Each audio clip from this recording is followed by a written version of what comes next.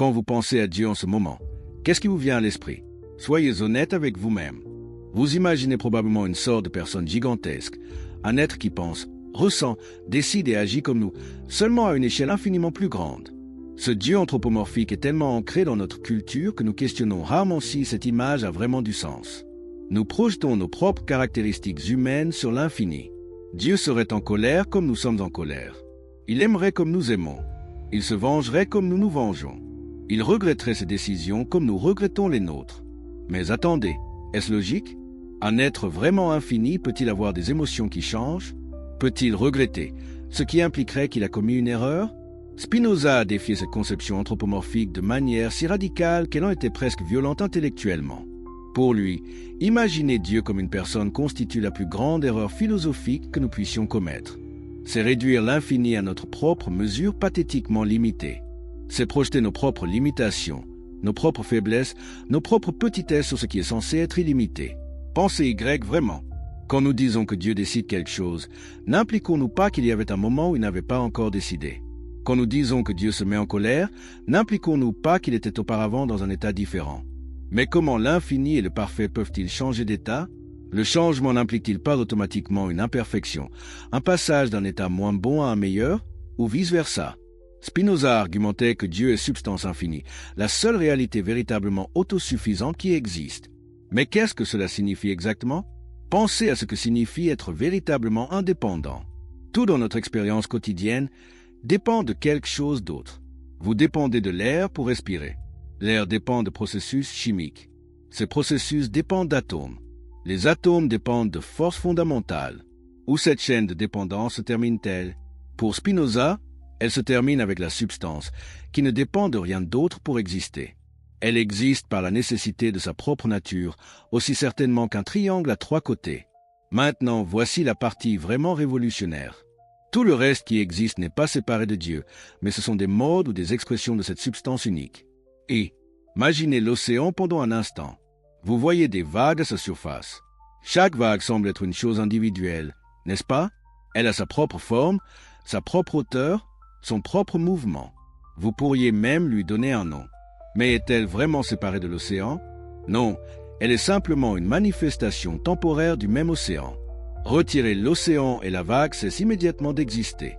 La vague n'est pas une chose séparée qui se trouve dans l'océan, elle est l'océan lui-même s'exprimant temporairement de cette manière particulière.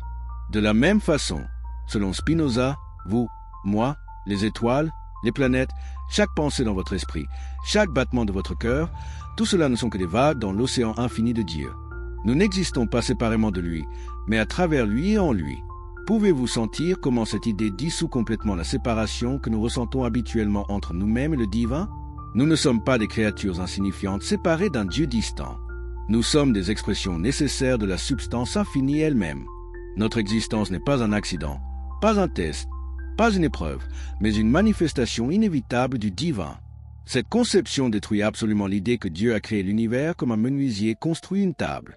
Pensez à ce qu'implique l'acte de création dans notre expérience ordinaire. Un menuisier est séparé de la table qu'il construit. Il peut exister sans elle. Il peut décider de la faire ou non.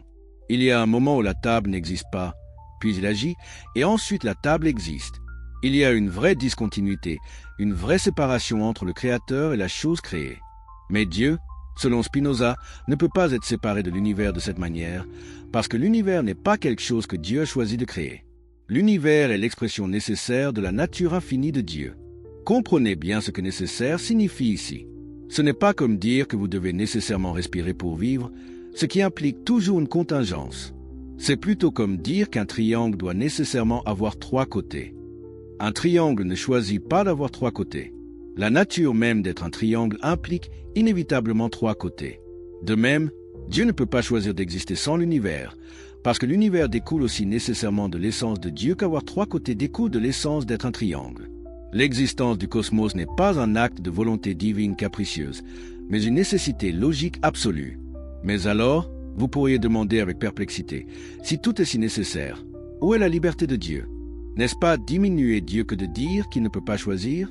Les théologiens traditionnels ont toujours insisté sur le fait que Dieu est absolument libre, qu'il aurait pu créer un univers différent ou ne rien créer du tout.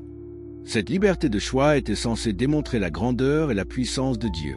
Mais Spinoza retournait complètement cet argument. Pour lui, la vraie liberté n'est pas la capacité de choisir arbitrairement entre des alternatives, comme si Dieu lançait des dés cosmiques. La vraie liberté est d'agir selon sa propre nature sans contrainte externe. Et Dieu, étant absolument infini et n'ayant aucune contrainte externe possible, est absolument libre précisément parce qu'il agit nécessairement selon sa propre nature. Cette vision avait des conséquences révolutionnaires qui continuent de résonner aujourd'hui. Si Dieu et nature sont la même chose, alors il n'existe pas de moment de création. Pouvez-vous vraiment saisir ce que cela signifie? Il n'y a pas de avant où Dieu existait seul dans une solitude éternelle et de après où il a soudainement décidé de créer le monde. L'existence a toujours été et sera toujours. Le temps n'est pas quelque chose d'absolu dans lequel les événements se produisent, comme un conteneur préexistant. Le temps fait partie de la structure même de l'univers, une caractéristique de certains modes finis de la substance infinie. Demander ce que Dieu faisait avant la création serait exactement comme demander ce qui se trouve au nord du pôle Nord. La question elle-même ne fait pas sens parce qu'elle présuppose quelque chose qui n'existe tout simplement pas. Pensez à Saint Augustin, l'un des plus grands penseurs chrétiens, qui a lutté intensément avec précisément cette question du temps. Dans ses confessions, il a admis avec une honnêteté rafraîchissante que le temps était l'un des plus grands mystères de l'existence. Il écrivit quelque chose de profondément vrai. Quand personne ne me demande ce qu'est le temps, je le sais parfaitement. Mais quand quelqu'un me le demande et que j'essaie de l'expliquer, je ne le sais plus. N'avez-vous jamais ressenti cela? Comment peut quelque chose qui semble si réel, si concret, si présent dans chaque instant de notre vie, être si difficile à définir? Et plus important encore pour notre question, comment Dieu se rapporte-t-il au temps? La solution d'Augustin était que Dieu existe dans l'éternité, un état complètement différent du temps. Le temps serait une création de Dieu, quelque chose qui n'a commencé à exister qu'avec l'univers lui-même. Par conséquent, demander ce que Dieu faisait avant la création serait une erreur catégorielle parce qu'il n'y avait pas de avant. Le temps lui-même a été créé avec le cosmos. Dieu voit tout le temps d'un seul coup, passé, présent et futur, comme nous pourrions voir une carte entière étalée devant nous, sans être limité à aucun point spécifique sur cette carte. Pour Dieu, tout est éternellement présent. Il n'y a pas de succession, pas de avant et après, juste un maintenant éternel et immuable. Mais attendez un instant. Cette solution, aussi élégante qu'elle puisse paraître à première vue, ne crée-t-elle pas de nouveaux problèmes encore plus épineux? Si Dieu est complètement en dehors du temps et voit tout simultanément, comment peut-il agir dans le temps? Comment peut-il répondre aux prières qui sont faites à des moments spécifiques? Quand vous priez aujourd'hui pour l'aide divine, comment un Dieu éternel qui voit déjà tout peut-il répondre à votre prière? Et plus troublant encore, comment peut-il y avoir une véritable liberté humaine si Dieu voit déjà tout ce qui va se passer? Si mon choix demain est déjà vu par Dieu, est-ce vraiment un choix ou juste l'actualisation de quelque chose qui était déjà déterminé? Les théologiens ont essayé d'expliquer ces paradoxes de nombreuses façons différentes. Certains ont dit que Dieu voit toutes les possibilités, pas seulement ce qui va réellement se passer. D'autres ont argumenté que la connaissance divine ne cause pas nos choix, même si elle les connaît d'avance. D'autres encore ont dit que nous ne pouvons tout simplement pas comprendre comment Dieu concilie éternité et temporalité, et que nous devons accepter cela comme un mystère de la foi. Mais ne voyez-vous pas? Toutes ces explications semblent créer plus de confusion qu'elles n'en résolvent. C'était comme essayer de résoudre un puzzle où les pièces ne s'emboîtent simplement pas, peu importe combien vous essayez de les forcer ensemble. Spinoza voyait toutes ces contorsions théologiques comme des symptômes d'un problème beaucoup plus profond. Le problème n'était pas dans les réponses, mais dans les questions elles-mêmes.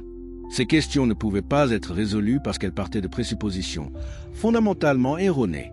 En imaginant Dieu comme un être séparé qui a créé le temps, la théologie traditionnelle avait créé une énigme intrinsèquement insoluble.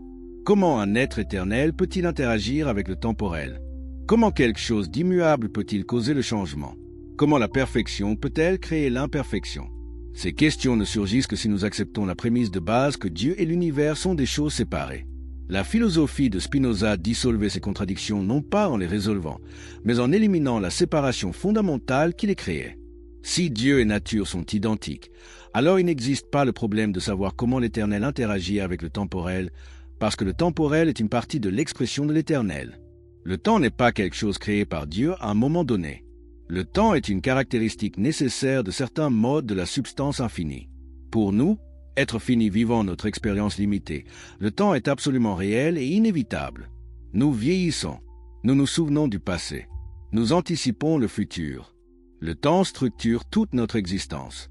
Mais du point de vue de la substance infinie elle-même, tout existe nécessairement et éternellement, comme les vérités mathématiques existent indépendamment de quand nous les découvrons. Pensez aux mathématiques pendant un moment. Est-ce que 2 plus 2 égalait 4 il y a 1 milliard d'années? Est-ce que cela égalera 4 dans 1 milliard d'années? Ces questions semblent étranges, n'est-ce pas? Les vérités mathématiques ne sont pas dans le temps. Elles ne changent pas. Elles ne sont pas affectées par le passage des années. Elles sont atemporelles, nécessaires, éternelles dans un sens qui transcende complètement la temporalité. De la même manière, l'existence de Dieu, selon Spinoza, est nécessaire et atemporelle. Ce n'est pas que Dieu existait hier, existe aujourd'hui et existera demain. C'est que la catégorie même de temps ne s'applique pas à la substance infinie. Dieu ne dure pas dans le temps. Dieu est éternité pure. Maintenant, explorons l'une des doctrines les plus fondamentales de la théologie judéo-chrétienne, une doctrine qui semble presque sacrée et intouchable. La doctrine de la création ex nihilo, la création à partir du néant absolu. Cette idée est une pierre angulaire de la foi traditionnelle.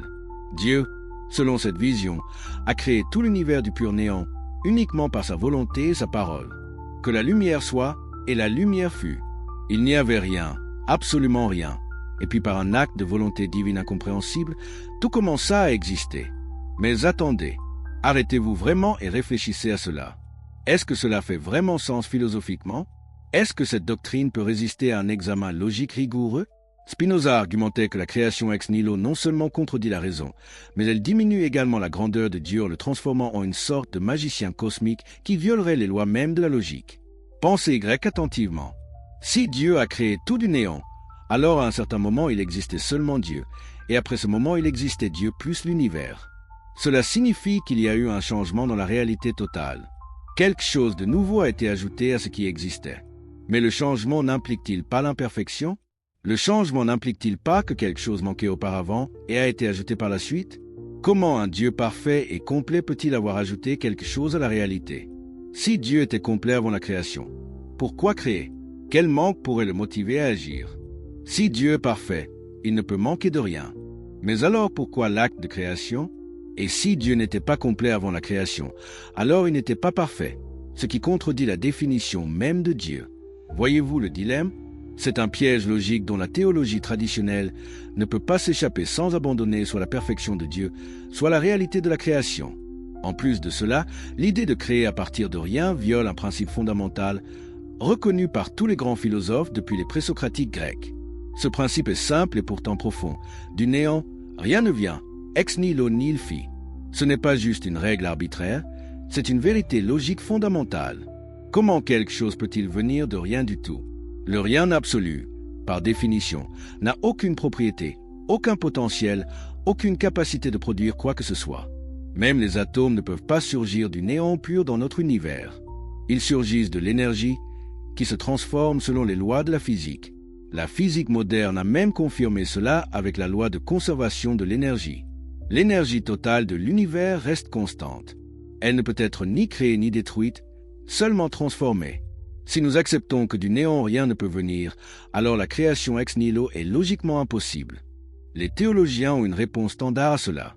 Ils disent que Dieu est au-dessus de ses lois, qu'il peut faire le logiquement impossible parce qu'il est tout-puissant. La toute-puissance de Dieu signifie qu'il peut faire absolument n'importe quoi, y compris violer les lois de la logique. Dieu pourrait faire qu'un cercle soit carré. Dieu pourrait faire que 2 plus 2 égale 5. Dieu pourrait créer une pierre si lourde qu'il ne pourrait pas la soulever. Mais vraiment, réfléchissez à ce que cela implique. Devons-nous vraiment abandonner la raison même quand nous parlons de Dieu? N'est-ce pas précisément notre capacité de raisonner qui nous distingue et nous permet de chercher la vérité? Spinoza questionnait profondément cette approche. Ne serait-il pas plus rationnel, plus cohérent, plus respectueux à la fois de Dieu et de notre intelligence, de concevoir Dieu d'une manière qui soit compatible avec les principes logiques fondamentaux? La vraie grandeur de Dieu ne réside-t-elle pas dans le fait de faire l'impossible arbitraire, mais dans le fait d'être la source même de la nécessité logique de l'univers?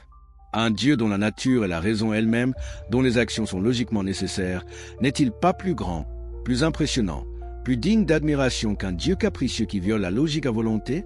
Pour Spinoza, rien n'a été créé parce que rien n'avait besoin d'être créé. L'univers est l'expression nécessaire et éternelle de la nature infinie de Dieu. Pensez à nouveau aux mathématiques comme analogie. Les nombres infinis existent-ils? Dans un sens, Oui, ils existent nécessairement comme conséquence de la nature des nombres. Vous n'avez pas besoin de les créer. Ils sont là, dans la structure logique même des mathématiques. De la même façon, l'univers infini existe nécessairement comme conséquence de la nature de Dieu. Il n'y a pas de moment de création parce que la relation entre Dieu et l'univers n'est pas temporelle, mais logique et nécessaire. L'univers découle de Dieu aussi nécessairement que les propriétés du cercle découlent de sa définition. Et cela, loin de diminuer Dieu, l'élève au-dessus de la temporalité et du changement. Le Dieu de Spinoza n'est pas un être qui existait autrefois sans l'univers puis décida de le créer, ce qui impliquerait changement et imperfection. Le Dieu de Spinoza est éternellement et nécessairement la substance de laquelle tout découle. Il n'y a pas de avant où Dieu était seul, pas de moment de décision, pas de transition du néant à l'être. Il y a seulement l'existence nécessaire et éternelle de la substance infinie et de tous ses modes. La tradition religieuse a toujours enseigné que Dieu est transcendant, complètement séparé et au-dessus de sa création. Cette image est si profondément ancrée dans notre culture qu'elle semble presque évidente. Dieu est là-haut dans le ciel, regardant vers le bas sur nous qui sommes ici-bas sur terre. Il y a un abîme infranchissable entre le Créateur et la création, entre le sacré et le profane, entre le ciel et la terre. Cette séparation spatiale et ontologique est le fondement même de la religion traditionnelle. Mais Spinoza argumentait que cette conception d'un Dieu transcendant n'est pas seulement incorrecte, elle est la racine d'innombrables problèmes philosophiques et sociaux. Spinoza proposait une alternative révolutionnaire qui choquait et continue de choquer. Dieu est immanent, pas transcendant. Mais qu'est-ce que cela signifie exactement? Cela signifie que Dieu n'est pas séparé du monde, observant de l'extérieur comme un horloger qui construit une horloge puis l'abandonne à son mécanisme. Au contraire, Dieu est dans toutes les choses, et toutes les choses sont en Dieu. La substance divine n'est pas dans un royaume céleste distant, accessible seulement après la mort ou à travers des expériences mystiques rares. Non, la substance divine est ici même, maintenant, dans chaque atome, dans chaque pensée, dans chaque moment, dans chaque respiration que vous prenez. Mais qu'est-ce que cela signifie pour nous? Quelles sont les implications pratiques, existentielles, spirituelles de cette vision radicale? Si Dieu est transcendant, alors nous sommes fondamentalement séparés du divin. Nous sommes des pécheurs indignes, des créatures déchues essayant désespérément d'atteindre un royaume céleste distant. Il y a un abîme entre nous et Dieu, un gouffre que nous devons franchir par la foi, les bonnes œuvres, les sacrements, l'obéissance aux commandements. Nous sommes toujours en dehors, toujours en train de mendier l'entrée, toujours dépendants de la grâce d'un Dieu qui peut nous l'accorder ou nous la refuser selon son bon plaisir. Mais si Dieu est immanent, alors tout change radicalement. Nous ne sommes pas séparés du divin. Nous sommes des expressions nécessaires de la divinité elle-même. Notre existence n'est pas un accident cosmique, pas un test moral, pas une épreuve à endurer avant la vraie vie dans l'au-delà. Notre existence est une manifestation inévitable de la substance infinie. Nous n'avons pas besoin d'atteindre Dieu parce que nous sommes déjà en Dieu. Nous avons toujours été en Dieu, et nous serons toujours en Dieu. La séparation que nous ressentons n'est qu'une illusion causée par notre perspective limitée, notre compréhension inadéquate de notre propre nature. Pouvez-vous sentir la libération potentielle dans cette vision? Plus de culpabilité écrasante pour une nature pécheresse dont nous ne sommes pas responsables. Plus de peur d'un Dieu colérique qui pourrait nous punir éternellement pour des fautes finies. Plus de supplications désespérées à un Père céleste distant qui pourrait ou non répondre à nos prières. Au lieu de cela, il y a la reconnaissance sereine que nous sommes des parties nécessaires d'un tout infini, que notre nature est divine, que comprendre cette vérité est la vraie voie vers la paix et la joie. Cette vision transformait également complètement l'éthique et la moralité. Si Dieu est transcendant et nous a donné des commandements arbitraires gravés dans la pierre, alors la moralité est essentiellement obéissance externe. Nous devons suivre les règles parce que Dieu l'a dit, point final. Pourquoi ces règles et pas d'autres? Parce que Dieu en a décidé ainsi. Pourquoi devons-nous obéir? Parce que Dieu nous punira si nous ne le faisons pas et nous récompensera si nous le faisons. C'est une moralité basée sur la peur et l'espoir de récompense, pas sur la compréhension rationnelle. Mais si Dieu est immanent et que nous sommes des expressions de sa nature, alors la moralité devient complètement différente. Elle n'est plus obéissance à des commandements externes, mais compréhension de notre propre nature véritable et action en accord avec elle. Le bien n'est pas obéir aux ordres divins arbitraires. Le bien est réaliser pleinement notre potentiel en tant que partie du tout infini. Le mal n'est pas désobéir à Dieu. Le mal est ignorer notre connexion avec la totalité, méconnaître notre propre nature et agir contre nos intérêts véritables par ignorance et confusion. La vertu n'est pas récompensée par Dieu, elle est sa propre récompense. Le vice n'est pas puni par Dieu, il est sa propre punition. Maintenant, explorons encore plus profondément cette conception révolutionnaire de l'éternité. Quand nous essayons d'imaginer l'éternité, notre esprit va immédiatement vers l'idée de temps infini. Nous pensons à quelque chose qui a toujours existé dans le passé sans commencement et qui existera toujours dans le futur sans fin. Une ligne temporelle qui s'étend infiniment dans les deux directions. Mais cette conception, aussi vaste qu'elle puisse paraître, reste encore prisonnière de la temporalité. Elle traite l'éternité comme un type spécial de temps, plutôt que comme quelque chose d'entièrement différent du temps. Spinoza proposait quelque chose de beaucoup plus radical, quelque chose de presque impossible à saisir pour nos esprits habitués à penser temporellement. L'éternité n'est pas du temps sans fin. L'éternité est l'absence totale de relation avec le temps. La substance infinie n'existe pas dans le temps. Elle n'a pas duré une éternité. Elle ne durera pas une éternité. Elle existe nécessairement, et sa nécessité ne peut pas être comprise en termes temporels du tout. Le temps n'est tout simplement pas une catégorie applicable à l'être de Dieu. Pensez aux vérités mathématiques comme analogie encore une fois. Considérez la proposition que 2 plus 2 égale 4. Cette proposition a-t-elle toujours été vraie? Sera-t-elle vraie pour toujours? Ces questions semblent étrangement inappropriées, n'est-ce pas? Ce n'est pas que 2 plus 2 égalait 4 hier et égalera 4 demain. C'est que la vérité de cette proposition existe en dehors du temps entièrement. Elle n'est pas affectée par le passage du temps. Elle ne change pas. Elle ne vieillit pas. Elle est atemporelle, nécessaire, éternelle dans un sens qui transcende complètement toute considération temporelle. De la même manière, l'existence de Dieu, selon Spinoza, est nécessaire et atemporelle. Dire que Dieu existait hier, existe aujourd'hui et existera demain, c'est déjà parler de manière inadéquate. La catégorie même du temps ne s'applique pas à la substance infinie. Dieu ne dure pas à travers le temps. Dieu ne persiste pas. Dieu n'a pas d'histoire temporelle. Dieu simplement est, nécessairement et éternellement.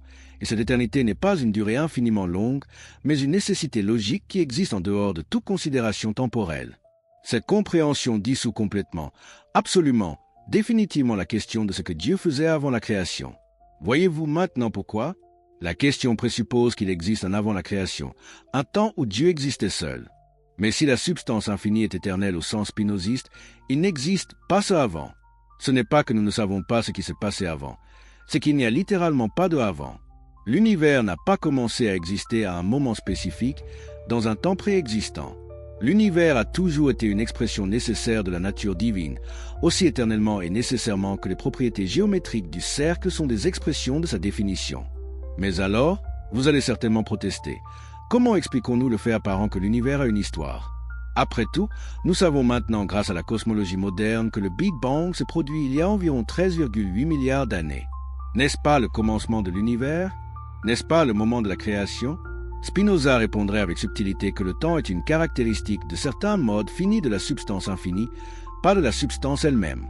De notre point de vue limité en tant qu'être fini, l'univers a effectivement une histoire.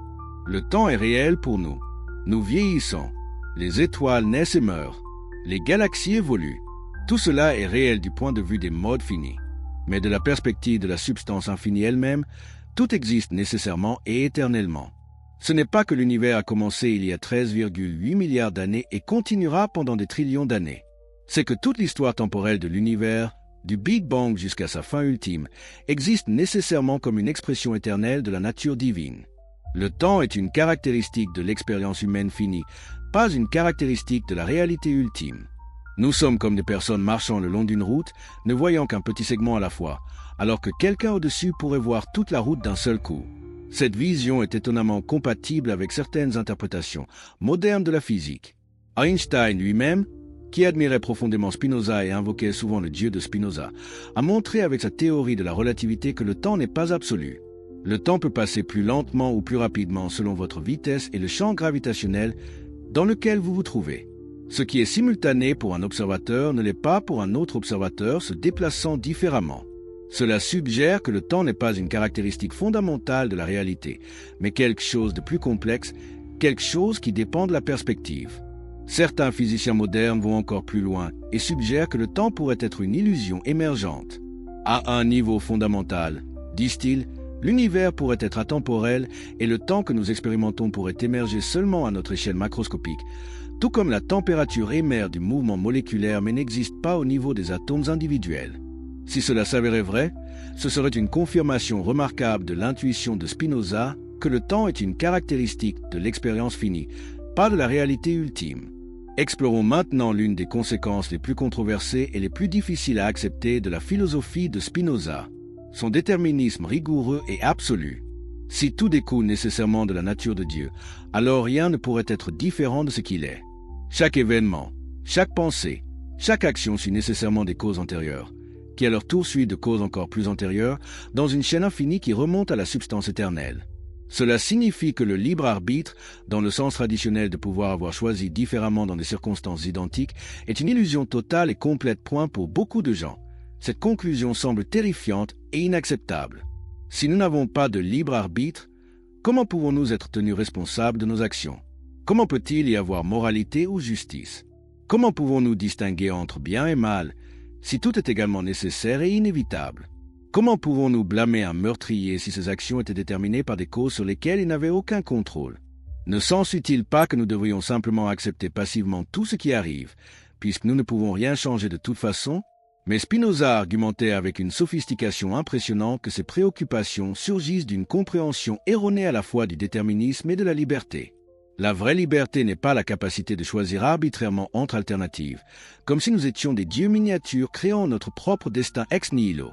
Cette conception de la liberté comme libre arbitre absolu est en fait incohérente et impossible. Comment quelque chose pourrait-il arriver sans cause?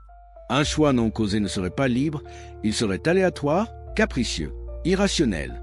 Ce serait un événement qui arrive sans raison, sans explication, sans connexion avec votre caractère ou vos désirs.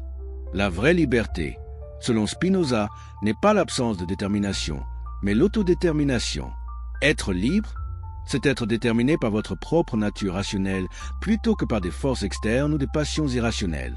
Une personne esclave de l'alcool n'est pas libre, même si elle choisit de boire, parce que son choix est déterminé par une addiction qu'elle ne comprend pas et ne contrôle pas.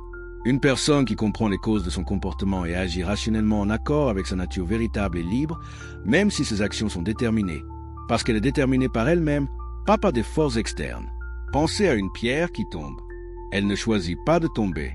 Elle est déterminée par les lois de la gravité. Elle n'est pas libre dans son mouvement. Mais maintenant imaginez, comme le fait Spinoza dans une analogie célèbre, que cette pierre pourrait penser. Elle tomberait exactement de la même manière, déterminée par les mêmes lois physiques. Mais elle pourrait croire qu'elle choisit de tomber, qu'elle exerce sa volonté libre, qu'elle décide de sa trajectoire. Sa croyance en sa propre liberté serait complètement illusoire. Elle tomberait parce que les lois naturelles la font tomber, mais elle attribuerait son mouvement à son propre choix libre. Spinoza argumentait que nous, les êtres humains, sommes exactement comme cette pierre pensante. Nous croyons que nos choix sont libres parce que nous ne percevons pas toutes les causes qui nous déterminent.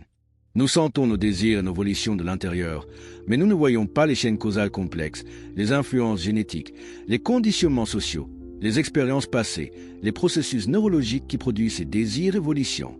Parce que nous sommes conscients de nos désirs mais inconscients de leurs causes, nous croyons que nous choisissons librement. Mais c'est une illusion, aussi complète que l'illusion de la pierre pensante. Mais cela ne nous transforme-t-il pas en simples robots mécaniques sans signification ni dignité? Absolument pas, et c'est crucial. Comprendre que nous sommes déterminés n'est pas la fin de la liberté, c'est le début de la vraie liberté. Quand nous comprenons les causes qui nous déterminent, nos désirs, nos peurs, nos conditionnements sociaux, nos préjugés inconscients, nous pouvons commencer à agir de manière plus rationnelle. La liberté n'est pas l'absence de détermination, elle est la compréhension de notre détermination. C'est ce que Spinoza appelle passer de la servitude des passions à la liberté de la raison. Une personne ignorante est ballottée par ses émotions comme un bateau sans gouvernail dans une tempête. Elle réagit avec colère sans comprendre pourquoi. Elle désire des choses qui lui nuisent. Elle a peur de dangers imaginaires et ignore les dangers réels. Elle est esclave de ses passions précisément parce qu'elle ne comprend pas les causes de ses passions. Une personne sage, en revanche, comprend les causes de ses émotions et peut les modérer rationnellement. Elle agit nécessairement, tout comme la personne ignorante, mais elle agit selon la raison, ce qui signifie agir en harmonie avec sa nature véritable, ce qui est la vraie liberté. Cette vision transformait également complètement la façon dont nous comprenons la relation entre Dieu et le mal. Si Dieu a créé le monde, alors il est responsable du mal qu'il contient. C'est le problème classique du mal, la théodicée, qui a tourmenté les théologiens pendant des millénaires. Comment un Dieu bon et tout-puissant peut-il permettre tant de souffrances? Les réponses théologiques traditionnelles étaient toutes insatisfaisantes d'une manière ou d'une autre. Certains disaient que le mal est nécessaire pour le libre arbitre. D'autres disaient que le mal est une punition pour le péché. D'autres encore disaient que nous ne pouvons pas comprendre les voies mystérieuses de Dieu. Mais aucune de ces réponses ne résolvait vraiment le problème. Spinoza a éliminé le problème du mal, non pas en le résolvant, mais en niant ses présuppositions. Il n'y a pas de création, donc pas de créateur responsable du mal. Et plus radicalement encore, il n'y a pas de mal au sens moral absolu. Ce que nous appelons mal est simplement notre perspective limitée sur des processus naturels qui, vus de la totalité, sont nécessaires, dans ce sens, parfaits. Un lion tuant une gazelle n'est pas mal. C'est simplement la nature étant la nature.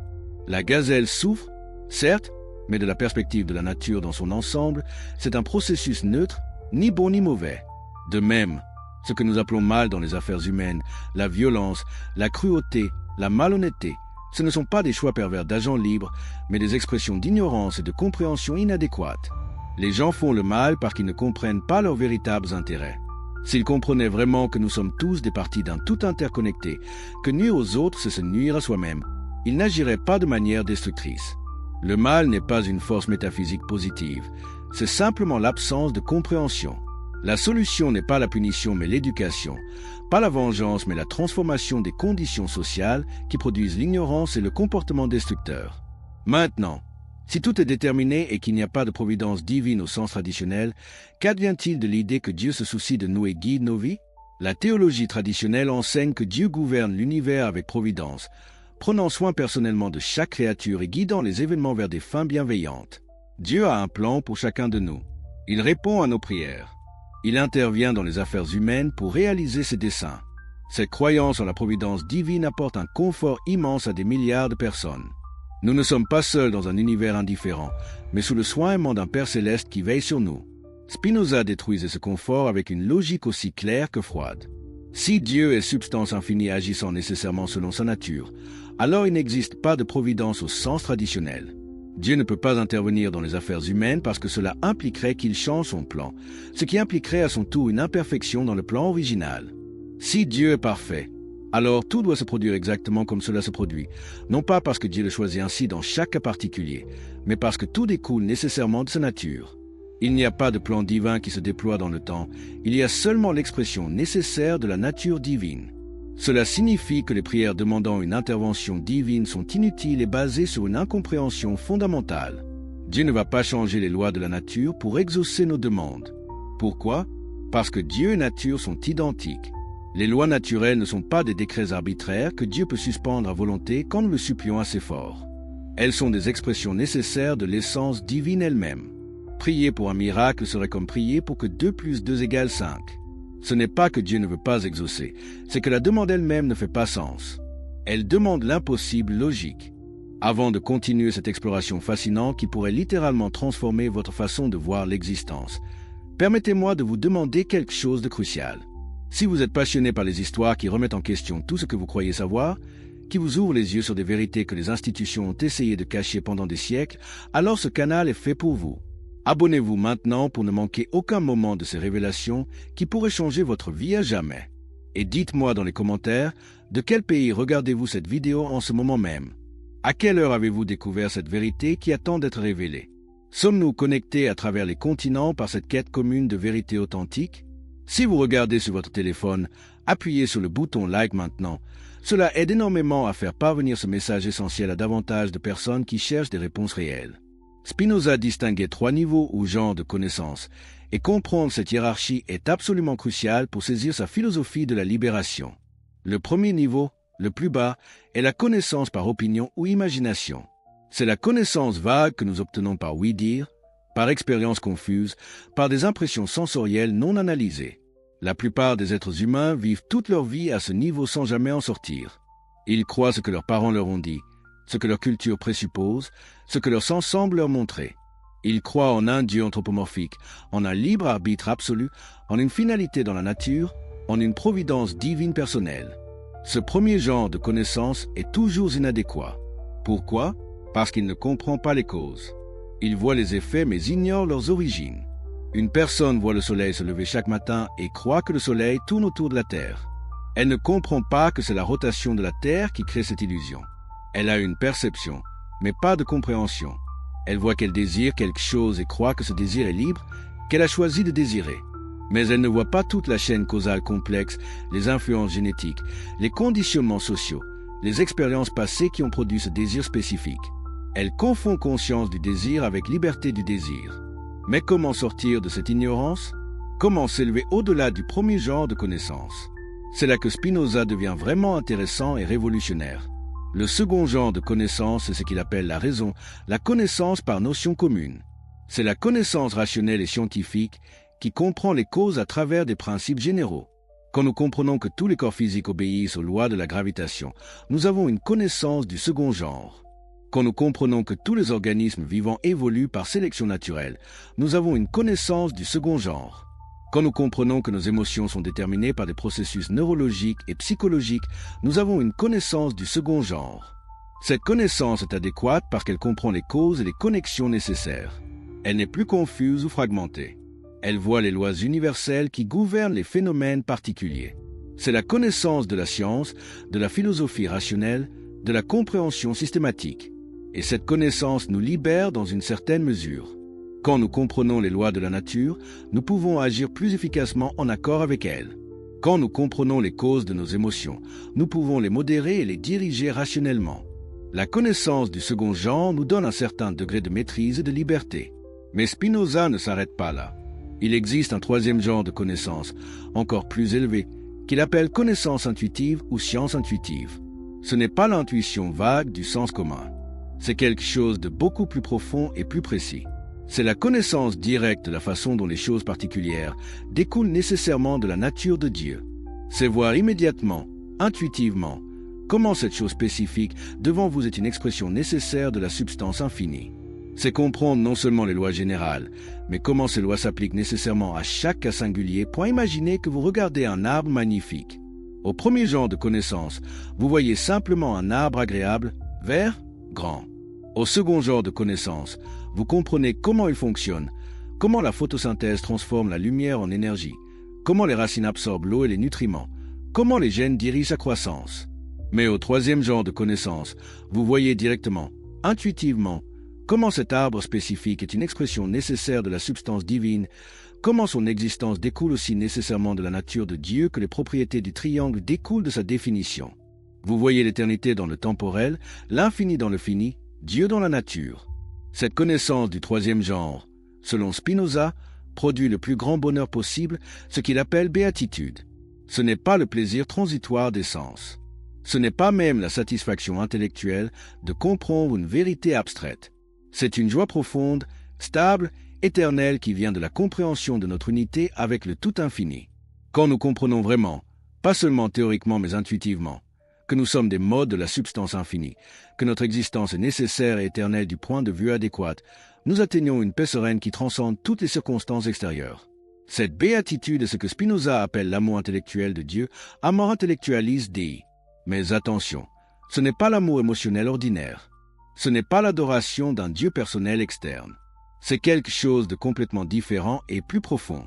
C'est la joie qui accompagne nécessairement la compréhension adéquate de notre nature et de notre place dans le tout infini.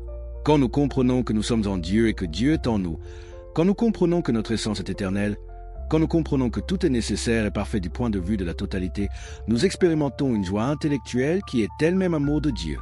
Mais pourquoi appeler cela amour? Parce que pour Spinoza, l'amour est défini comme la joie accompagnée de l'idée d'une cause externe. Quand quelque chose nous donne de la joie et que nous en sommes conscients, nous aimons cette chose. Dans l'amour ordinaire, nous aimons des objets externes qui nous donnent du plaisir. Mais dans l'amour intellectuel de Dieu, nous aimons Dieu parce que la compréhension de la nature divine nous donne la plus grande joie possible. Cependant, puisque nous sommes nous-mêmes en Dieu, cet amour n'est pas vraiment dirigé vers quelque chose d'externe. C'est Dieu s'aimant lui-même à travers nous. Notre amour intellectuel de Dieu est une partie de l'amour infini par lequel Dieu s'aime lui-même. Le mal, du point de vue humain, est simplement notre perspective limitée sur des processus naturels qui, vus de la totalité, ne sont ni bons ni mauvais mais simplement nécessaires. Un lion dévorant une gazelle est-il mal? De la perspective de la gazelle, certainement. Elle souffre, elle meurt. Mais de la perspective de la nature dans son ensemble, c'est simplement un processus naturel, ni bon ni mauvais. C'est la façon dont la vie fonctionne. De même, ce que nous appelons mal dans les affaires humaines, la maladie, la mort, la violence, la trahison, n'est pas le résultat de choix pervers ou de forces démoniaques. C'est le résultat de processus naturels opérant selon leurs lois nécessaires. Cela ne signifie pas que nous devons accepter passivement la souffrance. Cela signifie que nous devons la comprendre et travailler à la réduire en comprenant ses causes naturelles. Si tout est déterminé et que nous ne pouvons pas changer le cours nécessaire des événements, cela ne rend-il pas la vie absurde et sans but? Pourquoi s'efforcer de faire quoi que ce soit si tout est déjà fixé? Pourquoi étudier? Pourquoi travailler? Pourquoi essayer de s'améliorer si nos actions sont déterminées de toute façon? Spinoza avait une réponse profonde et libératrice à ce nihilisme apparent. Bien que nous ne puissions pas changer ce qui est déterminé, nous pouvons changer notre relation avec cela. Et ce changement vient par le connaître. Nous devons cultiver ce que Spinoza appelle les passions joyeuses. Toutes les passions ne sont pas également mauvaises. Certaines émotions, comme la joie, l'amour, l'espoir, augmentent notre puissance d'agir et de penser. D'autres, comme la tristesse, la haine, la peur, la diminuent. Une vie éthique, selon Spinoza, n'est pas une vie d'austérité émotionnelle où nous supprimons tous nos sentiments. C'est une vie où nous cultivons activement les émotions qui nous rendent plus puissants et minimisons celles qui nous affaiblissent. C'est pourquoi Spinoza définit la vertu non comme l'obéissance à des commandements, mais comme l'augmentation de notre puissance d'agir. Êtes-vous vraiment en train de saisir la portée révolutionnaire de ce que nous explorons ici? Cette philosophie qui a été condamnée, censurée, attaquée par toutes les autorités religieuses de son époque, pourrait-elle contenir la clé d'une vie véritablement libre et joyeuse? Avant de plonger encore plus profondément dans les implications pratiques et l'histoire fascinante de l'homme qui a osé penser ces idées dangereuses, permettez-moi de vous demander quelque chose d'important. Si vous êtes captivé par ces vérités qui défient tout ce que les institutions établies veulent que vous croyiez, si vous voulez continuer ce voyage vers la compréhension authentique, alors abonnez-vous à ce canal maintenant. Vous ne pouvez pas vous permettre de manquer ces révélations qui arrivent. Et dites-moi, de quel coin du monde nous rejoignez-vous en ce moment? Quelle heure est-il chez vous pendant que vous découvrez ces idées qui ont été supprimées pendant des siècles? Si vous regardez sur votre téléphone portable, touchez le bouton like maintenant. Cela aide vraiment à partager ces vérités essentielles avec davantage de personnes qui en ont besoin. Qui était vraiment Baruch Spinoza? Cet homme dont les idées étaient si dangereuses qu'elles ont provoqué l'une des excommunications les plus violentes de l'histoire. Né en 1632 à Amsterdam dans une famille juive portugaise qui avait fui l'Inquisition ibérique, le jeune Bento, comme on l'appelait alors, semblait destiné à une vie respectable dans la communauté marchande juive. Son père Michael était un marchand prospère et Bento lui-même étudiait dans les meilleures écoles rabbiniques d'Amsterdam. Il était brillant, prometteur, destiné peut-être à devenir un grand rabbin ou un érudit respecté. Mais quelque chose se passait dans son esprit brillant, quelque chose que personne ne pouvait voir de l'extérieur mais qui allait exploser avec des conséquences dévastatrices. Le jeune Spinoza commençait à questionner. Pourquoi devons-nous croire que Dieu a écrit la Torah? Les textes bibliques ne montrent-ils pas des signes évidents d'avoir été écrits par des humains à différentes époques? Comment pouvons-nous savoir que Moïse a vraiment écrit le Pentateuque quand le texte lui-même décrit la mort de Moïse? L'âme est-elle vraiment immortelle comme le rabbin l'enseigne, ou meurt-elle avec le corps? Dieu est-il vraiment une personne qui se soucie de nos prières, de nos rituels? Ces questions, murmurées d'abord timidement puis avec plus d'audace, commençaient à circuler dans la communauté. Le jeune homme brillant devenait un hérétique dangereux. Les dirigeants de la communauté juive d'Amsterdam étaient dans une position délicate. Ils étaient des réfugiés, tolérés par les autorités hollandaises mais toujours vulnérables. Ils ne pouvaient pas se permettre d'avoir en leur sein quelqu'un qui remettait en question publiquement les fondements de la religion. Ils ont d'abord essayé la persuasion. Selon certains récits, ils ont même offert à Spinoza une pension annuelle s'il acceptait de garder ses opinions pour lui-même et de maintenir au moins une apparence extérieure de conformité. Imaginez cela. Ils étaient prêts à le payer pour qu'il se taise. Mais Spinoza a refusé. Pour lui, la vérité n'était pas à vendre. L'intégrité intellectuelle n'était pas négociable. Le 27 juillet 1656, alors que Spinoza n'avait que 23 ans, la sentence tomba. L'excommunication, le sherem en hébreu, fut prononcée avec une violence rituelle qui glace encore le sang aujourd'hui. Le texte de l'excommunication nous est parvenu et il est terrifiant dans sa férocité absolue. Par le jugement des anges et la sentence des saints, nous anathématisons, exécrons, maudissons et chassons Baruch de Spinoza. Qu'il soit maudit le jour et maudit la nuit, maudit quand il se couche et maudit quand il se lève, maudit en sortant et maudit en entrant. Que le Seigneur ne lui pardonne jamais.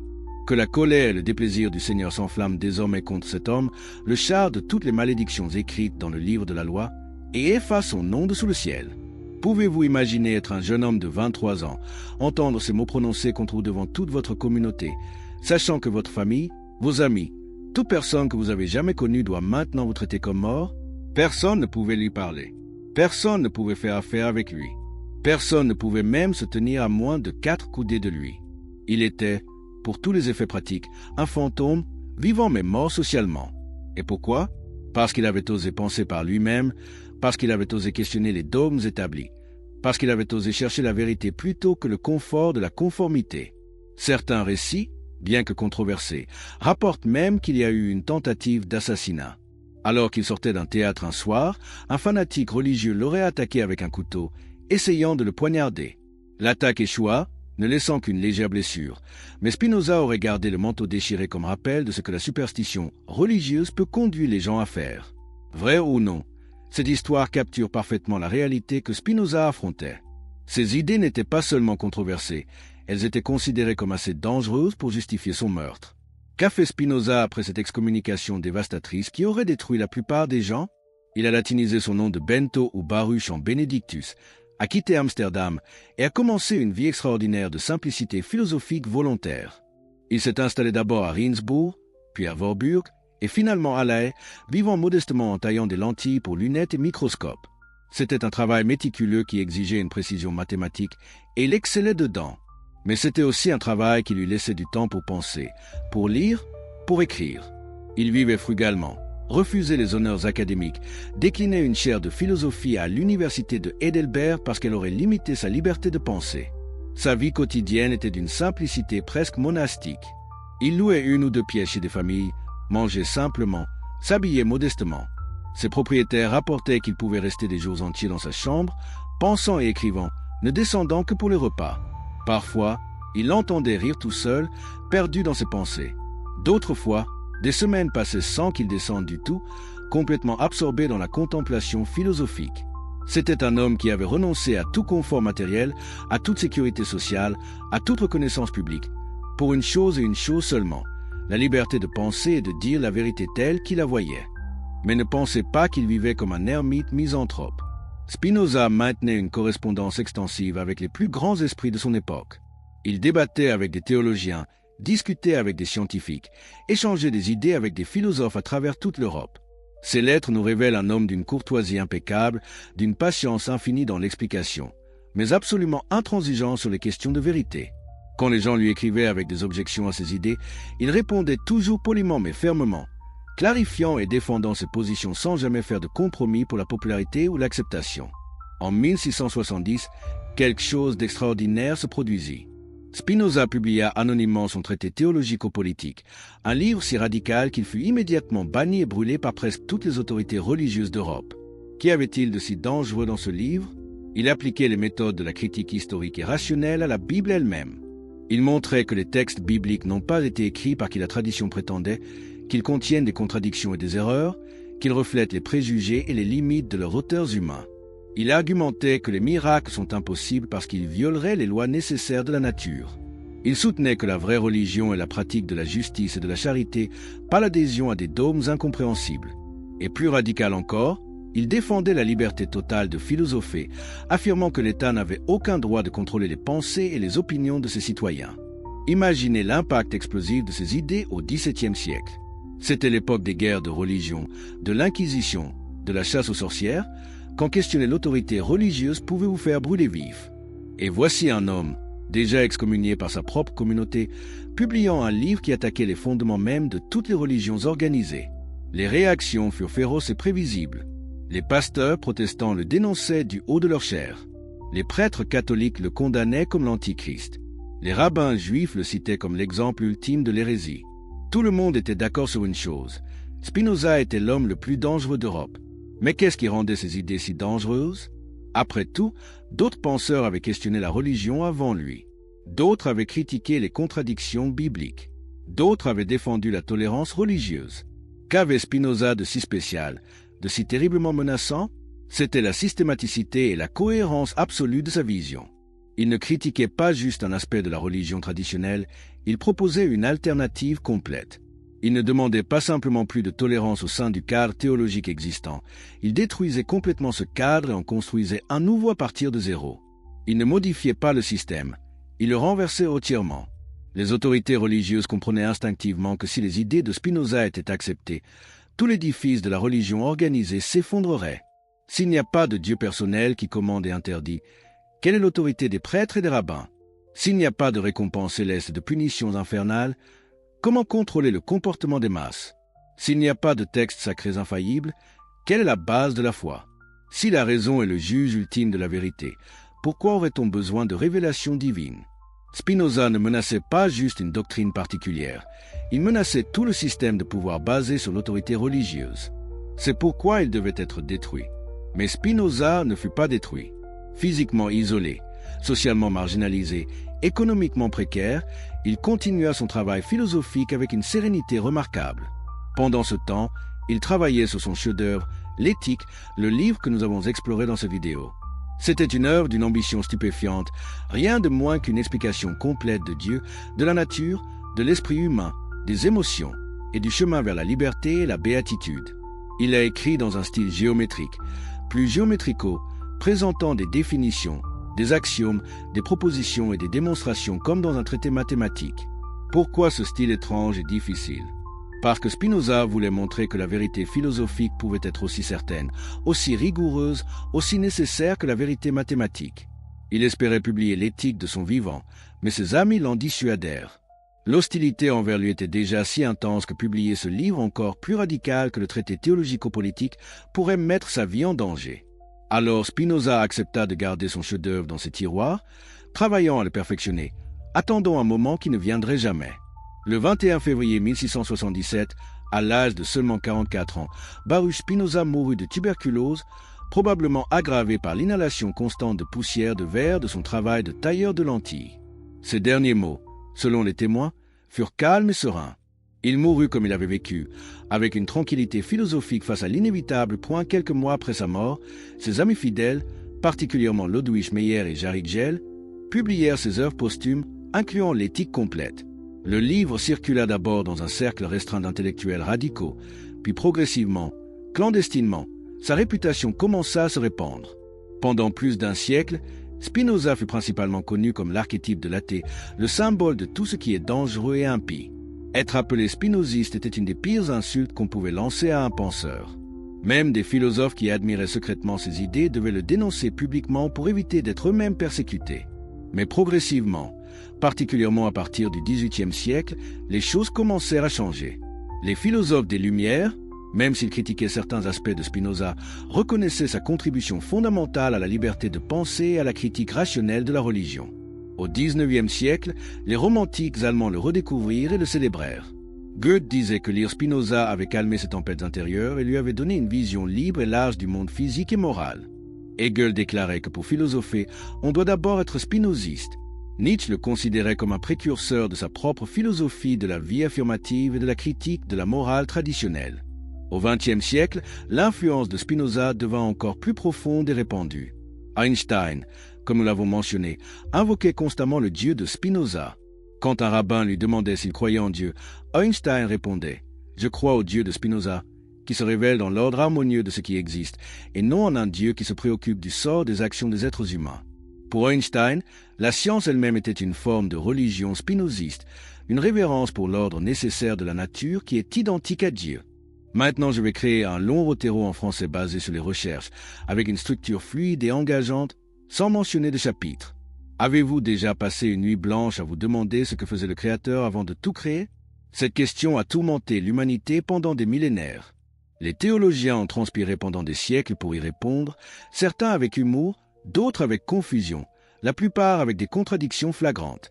Saint Augustin, lorsqu'il fut confronté à cette question provocatrice, répondit par une plaisanterie cynique qui révèle plus qu'elle ne cache. Dieu préparait l'enfer pour ceux qui posent des questions impertinentes. Mais attendez, est-ce vraiment une réponse satisfaisante? Devons-nous accepter le mystère sans questionner, ou existe-t-il une explication philosophique capable de transformer complètement notre compréhension de Dieu, du temps et de l'existence elle-même? Mais avant de plonger dans cette révélation qui pourrait ébranler les fondations même de votre vision du monde, je dois vous demander quelque chose d'important. Si vous appréciez les histoires qui défient les croyances établies, qui vous font voir la réalité sous un angle complètement nouveau, qui transforment votre façon de penser sur les questions les plus profondes de l'existence, alors n'oubliez pas de vous abonner à cette chaîne maintenant. Croyez-moi, vous ne voulez manquer aucun de ces moments qui peuvent littéralement changer votre vie. Et pendant que vous y êtes, écrivez dans les commentaires de quel pays vous regardez cette vidéo et à quelle heure vous la découvrez. Sommes-nous connectés à travers les fuseaux horaires par cette soif commune de vérité?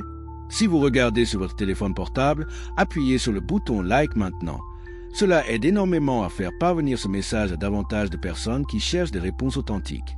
Baruch Spinoza, le philosophe que l'Église a considéré comme le plus dangereux de tous les temps, possédait une réponse qui détruirait les fondements mêmes de la théologie traditionnelle. Une réponse si révolutionnaire, si radicale, si profondément subversive qu'elle changerait à jamais la façon dont nous pensons au divin. Mais pourquoi était-elle si dangereuse? Qu'est-ce qui rendait les idées de Spinoza si menaçantes que les autorités religieuses de toute confession le condamnèrent unanimement? Préparez-vous à découvrir une vérité qui pourrait secouer vos croyances les plus profondes jusqu'à leurs racines. La tradition judéo-chrétienne nous a toujours enseigné que Dieu est un être séparé de sa création, un architecte cosmique qui, à un moment spécifique dans le temps, a décidé de créer l'univers à partir du néant absolu. Imaginez cette scène, l'éternité silencieuse, Dieu seul, existant dans une solitude incompréhensible, et puis soudainement, sans raison apparente, il décide de créer. Mais pensez Y vraiment pendant un moment. Si Dieu est parfait et immuable, comment pourrait-il avoir changé d'avis et décidé de créer? La perfection peut-elle changer? Le changement n'implique-t-il pas une imperfection, un manque qui doit être comblé? Si Dieu a toujours existé dans une éternité infinie, pourquoi a-t-il attendu une éternité avant de créer? Qu'est-ce qui a pu motiver un être parfait, qui n'a besoin de rien par définition, à créer un univers imparfait et rempli de souffrances, de douleurs, de mort et de chaos? Ces questions ont tourmenté les théologiens pendant des siècles, créant des nœuds intellectuels si complexes que chaque tentative de les démêler ne faisait que les serrer davantage. Certains philosophes scolastiques argumentaient que Dieu existe en dehors du temps, dans une éternité où le passé et le futur n'existent tout simplement pas. Pour eux, Dieu voit tout simultanément, comme si toute l'histoire de l'univers était une peinture qu'il contemple d'un seul regard. D'autres suggéraient que le temps lui-même n'a commencé qu'avec la création, donc il n'y a littéralement pas d'avant à considérer. La question elle-même serait absurde, comme demander ce qui se trouve au nord du pôle Nord. Mais Spinoza est allé encore plus loin, beaucoup plus loin que quiconque avant lui n'avait osé aller. Pour lui, le problème n'était pas simplement de trouver la bonne réponse à la question de ce que Dieu faisait avant la création. Le problème était que la question elle-même était basée sur une compréhension fondamentalement erronée de Dieu. C'était comme demander quelle saveur a le son ou quelle couleur a le silence. La question ne pouvait pas avoir de réponse significative parce que ses présuppositions étaient intrinsèquement défectueuses. Il ne s'agissait pas de savoir ce que Dieu faisait avant la création, mais de comprendre la nature même de Dieu et sa relation avec l'univers d'une manière complètement nouvelle. Maintenant, fermez les yeux un instant et imaginez quelque chose de vraiment radical. Imaginez un Dieu qui n'est pas séparé de la nature, mais qui est la nature elle-même. Un Dieu qui n'a pas créé l'univers à un moment spécifique dans le temps, mais qui a toujours été et sera toujours identique au cosmos lui-même. Pour Spinoza, Dieu n'est pas un vieil homme sage assis sur un trône céleste, comptant nos péchés et distribuant des récompenses et des punitions. Dieu n'est pas une personne du tout. Dieu est la substance infinie de laquelle tout émerge nécessairement, aussi inévitablement que les propriétés d'un triangle émergent de sa définition géométrique. Pouvez-vous saisir l'ampleur révolutionnaire de cette idée? Cette vision radicale ne répondait pas simplement à la question de ce que Dieu faisait avant la création, elle éliminait complètement la nécessité de cette question. Comment Spinoza en est-il arrivé à cette conclusion stupéfiante? Quel chemin intellectuel l'a conduit à rejeter des millénaires de traditions théologiques? Comprenez que Spinoza ne parlait pas par provocation gratuite aux rébellions adolescentes contre l'autorité. Il suivait la logique jusqu'à ses conclusions ultimes, peu importe où elle le menait. Et où la logique l'a-t-elle mené?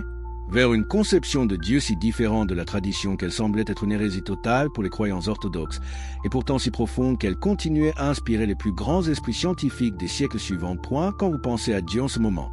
Qu'est-ce qui vous vient à l'esprit? Soyez honnête avec vous-même. Vous imaginez probablement une sorte de personne gigantesque, un être qui pense, ressent, décide et agit comme nous, seulement à une échelle infiniment plus grande. Ce Dieu anthropomorphique est tellement ancré dans notre culture que nous questionnons rarement si cette image a vraiment du sens. Nous projetons nos propres caractéristiques humaines sur l'infini. Dieu serait en colère comme nous sommes en colère.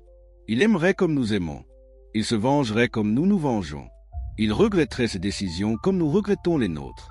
Mais attendez, est-ce logique? Un être vraiment infini peut-il avoir des émotions qui changent? Peut-il regretter, ce qui impliquerait qu'il a commis une erreur? Nous devons cultiver ce que Spinoza appelle les passions joyeuses.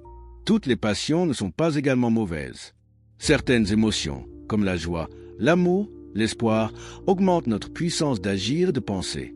D'autres, comme la tristesse, la haine, la peur, la diminuent.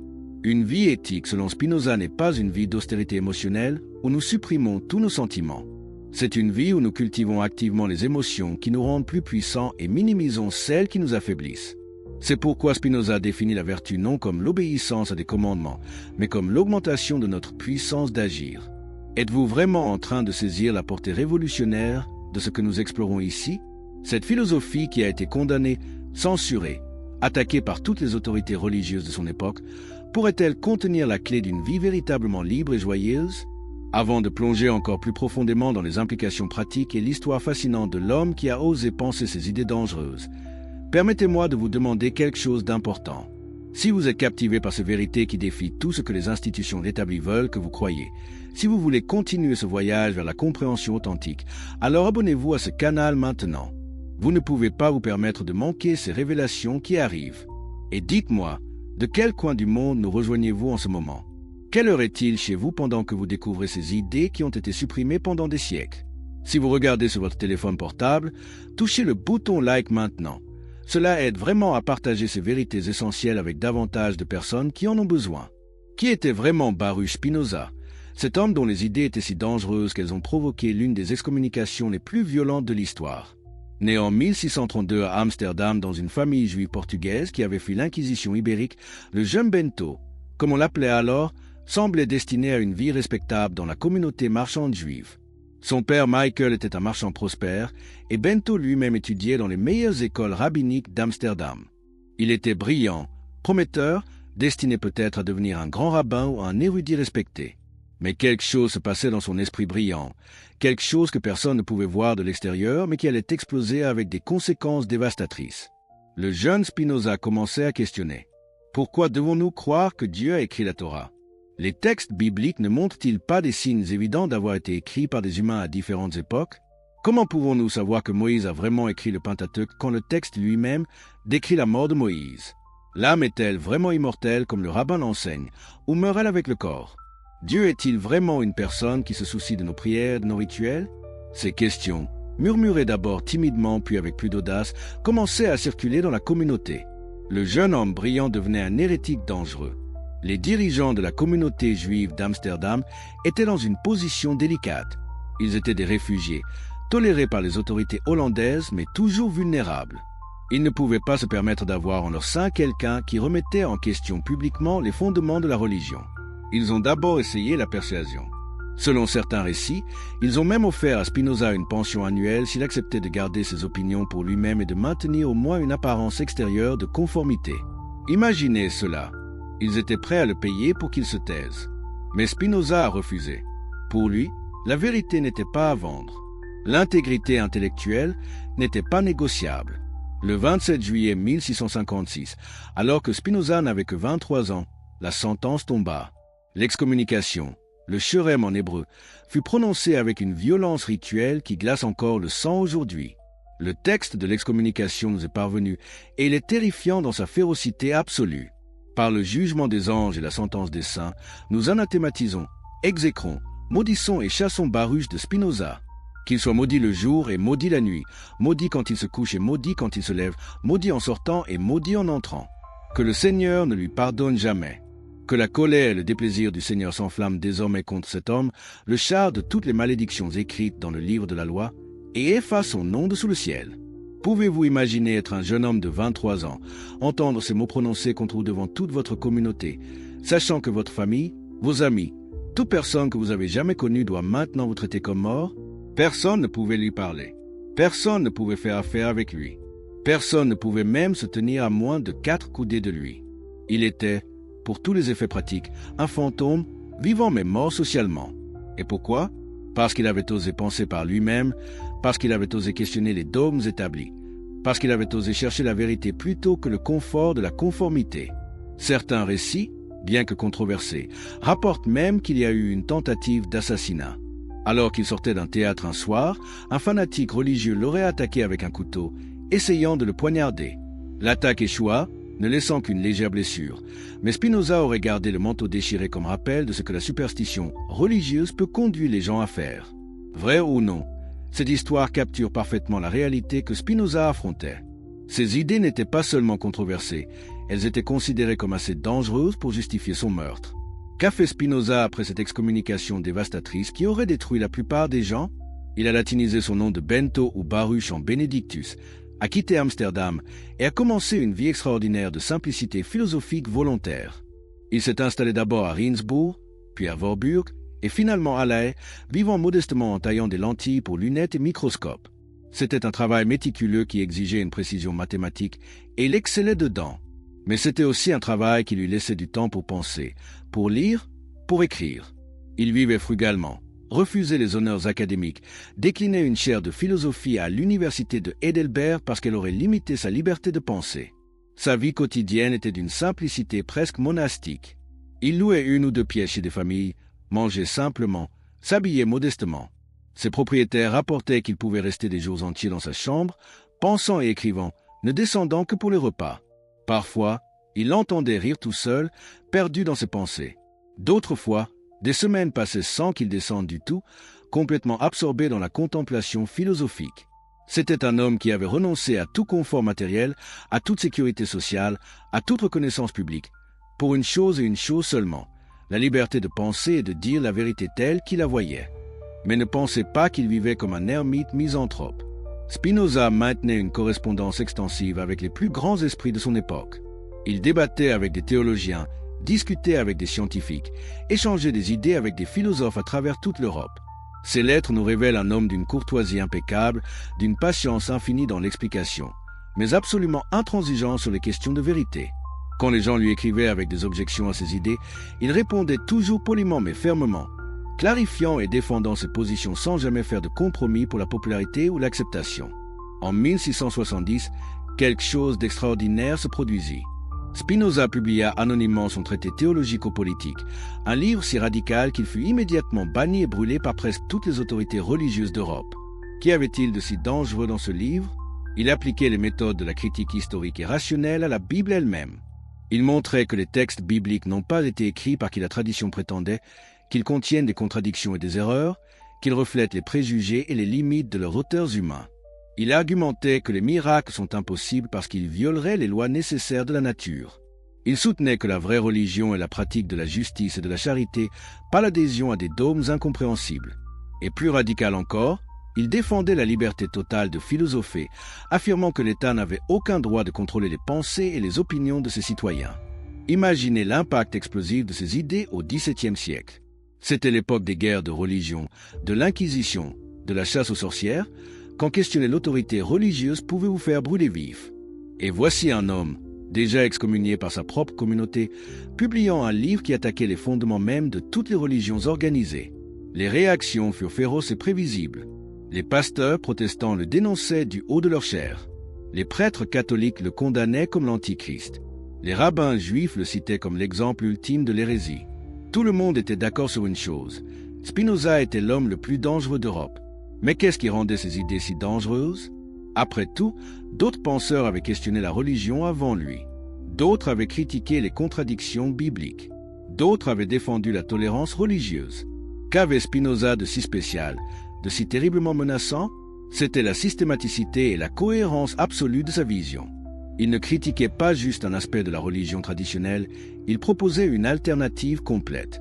Il ne demandait pas simplement plus de tolérance au sein du cadre théologique existant. Il détruisait complètement ce cadre et en construisait un nouveau à partir de zéro. Il ne modifiait pas le système. Il le renversait entièrement. Les autorités religieuses comprenaient instinctivement que si les idées de Spinoza étaient acceptées, tout l'édifice de la religion organisée s'effondrerait.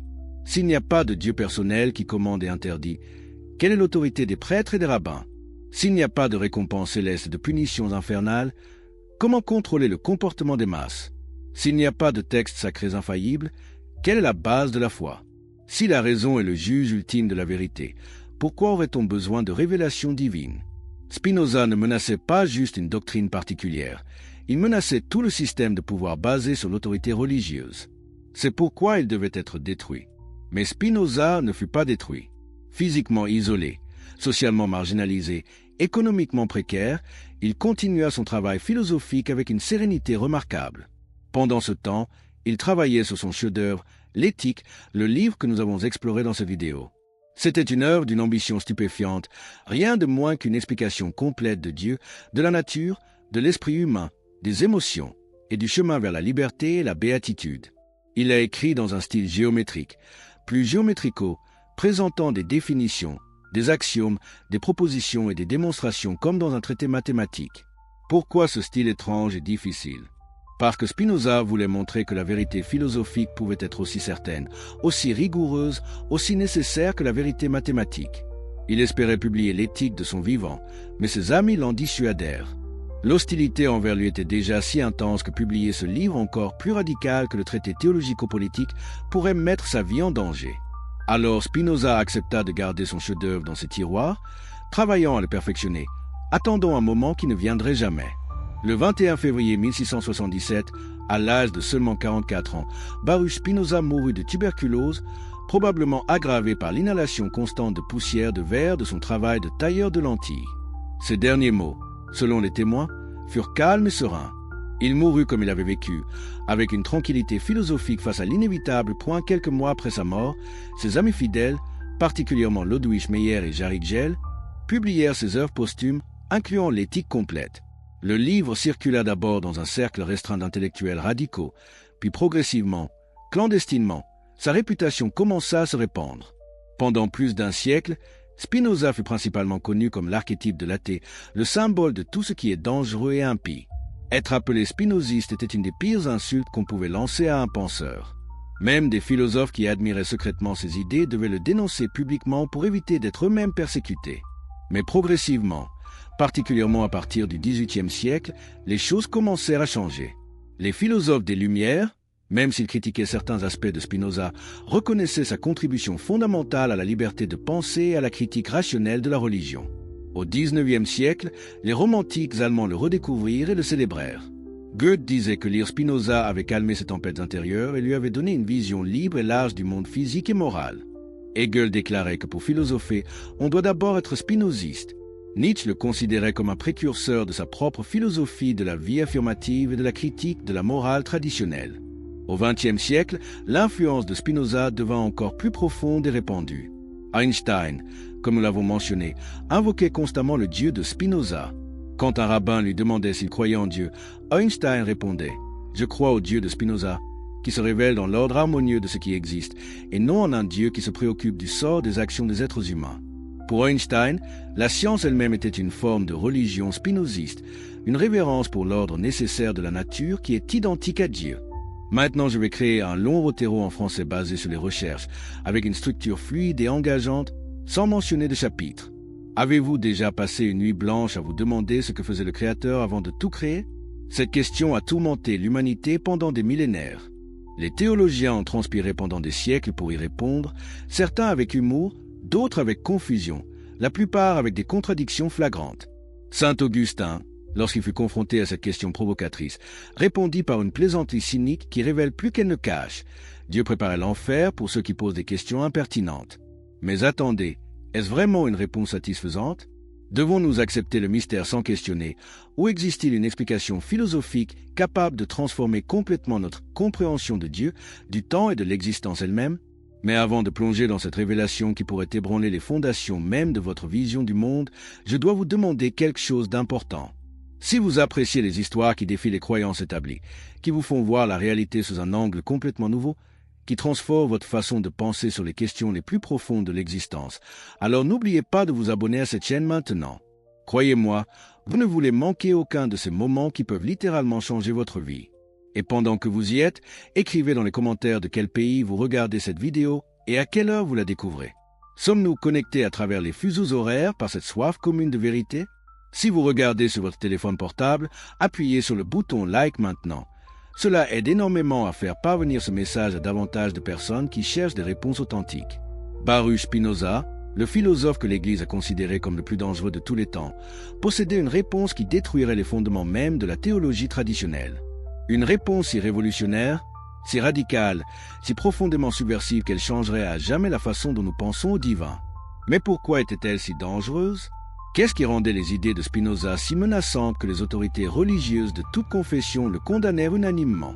Préparez-vous à découvrir une vérité qui pourrait secouer vos croyances les plus profondes jusqu'à leurs racines. La tradition judéo-chrétienne nous a toujours enseigné que Dieu est un être séparé de sa création, un architecte cosmique qui, à un moment spécifique dans le temps, a décidé de créer l'univers à partir du néant absolu. Imaginez cette scène, l'éternité silencieuse, Dieu seul, existant dans une solitude incompréhensible, et puis soudainement, sans raison apparente, il décide de créer.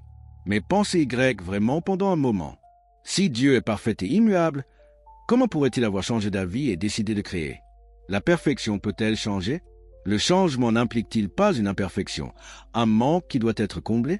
Si Dieu a toujours existé dans une éternité infinie, pourquoi a-t-il attendu une éternité avant de créer? Qu'est-ce qui a pu motiver un être parfait, qui n'a besoin de rien par définition, à créer un univers imparfait et rempli de souffrances, de douleurs, de mort et de chaos? Ces questions ont tourmenté les théologiens pendant des siècles, créant des nœuds intellectuels si complexes que chaque tentative de les démêler ne faisait que les serrer davantage. Certains philosophes scolastiques argumentaient que Dieu existe en dehors du temps, dans une éternité où le passé et le futur n'existent tout simplement pas. Pour eux, Dieu voit tout simultanément, comme si toute l'histoire de l'univers était une peinture qu'il contemple d'un seul regard. D'autres suggéraient que le temps lui-même n'a commencé qu'avec la création, donc il n'y a littéralement pas d'avant à considérer. La question elle-même serait absurde, comme demander ce qui se trouve au nord du pôle Nord. Mais Spinoza est allé encore plus loin, beaucoup plus loin que quiconque avant lui n'avait osé aller. Pour lui, le problème n'était pas simplement de trouver la bonne réponse à la question de ce que Dieu faisait avant la création. Le problème était que la question elle-même était basée sur une compréhension fondamentalement erronée de Dieu.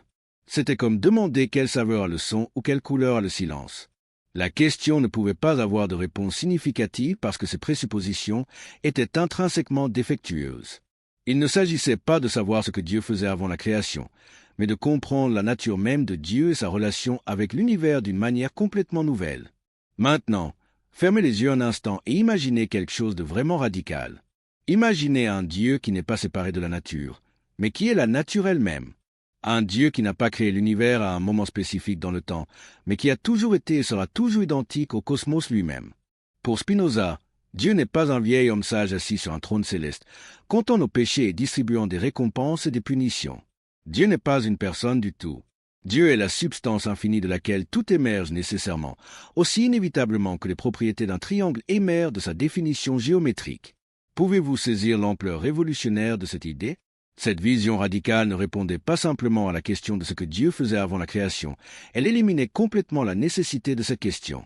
Comment Spinoza en est-il arrivé à cette conclusion stupéfiante? Quel chemin intellectuel l'a conduit à rejeter des millénaires de traditions théologiques? Comprenez que Spinoza ne parlait pas par provocation gratuite ou rébellion adolescente contre l'autorité. Il suivait la logique jusqu'à ses conclusions ultimes, peu importe où elle le menait. Et où la logique l'a-t-elle mené? Vers une conception de Dieu si différente de la tradition qu'elle semblait être une hérésie totale pour les croyants orthodoxes, et pourtant si profonde qu'elle continuait à inspirer les plus grands esprits scientifiques des siècles suivants. Point quand vous pensez à Dieu en ce moment. Qu'est-ce qui vous vient à l'esprit? Soyez honnête avec vous-même. Vous imaginez probablement une sorte de personne gigantesque, un être qui pense, ressent, décide et agit comme nous, seulement à une échelle infiniment plus grande. Ce Dieu anthropomorphique est tellement ancré dans notre culture que nous questionnons rarement si cette image a vraiment du sens.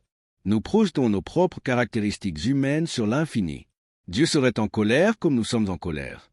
Il aimerait comme nous aimons. Il se vengerait comme nous nous vengeons. Il regretterait ses décisions comme nous regrettons les nôtres. Mais attendez, est-ce logique? Un être vraiment infini peut-il avoir des émotions qui changent? Peut-il regretter, ce qui impliquerait qu'il a commis une erreur?